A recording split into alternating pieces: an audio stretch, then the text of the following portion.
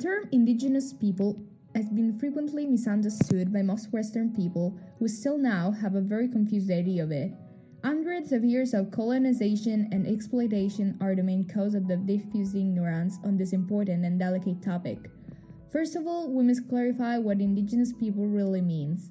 In fact, this term defines in a generic way all those ethnicities who are native to a certain territorial land. But it hasn't an official definition. Another important aspect to consider is that certain native ethnicities prefer to be called in a more specific way, like the Aboriginal Australians or First Nations in Canada. There are about 370 million indigenous people around the globe, and they spread in all continents, in about 70 countries, where they were the first people to arrive. In 1492, Columbus arrived in South America. For the first time, Europeans met indigenous people.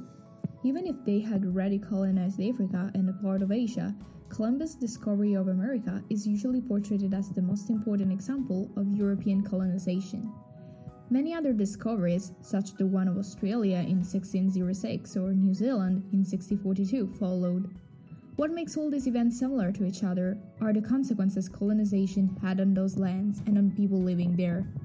Europeans were in search of new lands to live on and new resources to use or trade, and this was exactly what they found in new continents such as America and Australia.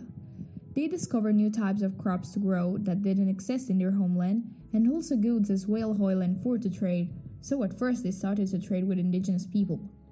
Sometimes these relationships were peaceful, but more often native people were killed and their lands were stolen against their will.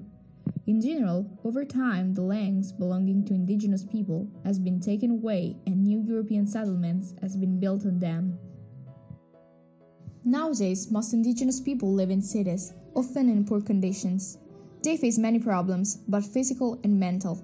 It's important to remember that before the arrival of Europeans, most indigenous populations didn't know many diseases, which then became a great problem for them. Thousands of people have died for this reason, and still now, indigenous people tend to have a weaker immunity system. These people are also more affected by poverty and have to face a strong racism derived from the eugenics theories developed between the 19th and 20th century. It's important to create new laws and projects to protect these people and reduce the heavy inequalities they're affected by.